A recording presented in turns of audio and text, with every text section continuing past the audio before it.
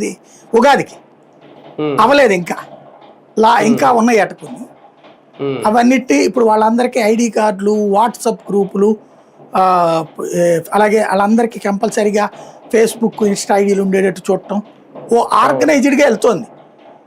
వీళ్ళు ఇట్లా ఆర్గనైజ్డ్గా వెళ్తున్న ప్రతిసారి ఇలా ఆర్గనైజ్ చేస్తున్న ఎకో సిస్టమ్ క్రియేట్ చేస్తున్న అవగాహన ఉన్నటువంటి చెవిరెడ్డిని లోపలేశారు, మిథున్ రెడ్డిని లోపలేశారు, శ్రీహరిని లోపలేశారు.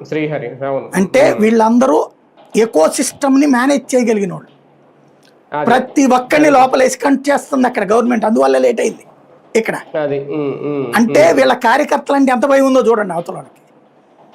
ఆ భయం ఉంది. వీళ్ళు ఆర్గనైజర్ అయితే చాలా ప్రమాదం అన్న భయం ఉంది.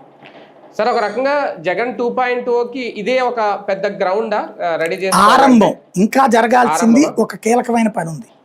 ఏంటంటే నియోజకవర్గాలు అప్పుడు మార్చేశాడు ఈయన 80-85 మందిది.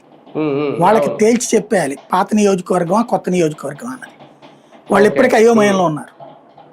పాతోడు నాకా లేదా, కొత్తోడు నాకా లేదా అన్నటువంటి. అంటే అలాగని ఇప్పుడు చెప్పడం వల్ల కూడా ఇబ్బందులు అవుతాయి. ఇప్పుడు చెప్పేస్తే ఇప్పటి నుంచి ప్రిపేర్ అవుతాడు. ఏమి చెప్పబోతే అక్కడే ఇద్దరు కొట్టుకుంటే. అంటే ఇప్పటికే చాలా మంది బయటికి రావట్లేదు, పని చేయట్లేదు, మాకు సీట్ వస్తుందో రాదని సైలెంట్ గా ఇదే రీజన్ కదా మొత్తం. అవును, ఇక చెప్పేస్తే ఇంకెవరు రారు కదా అప్పుడు. అలా కాదు, నేను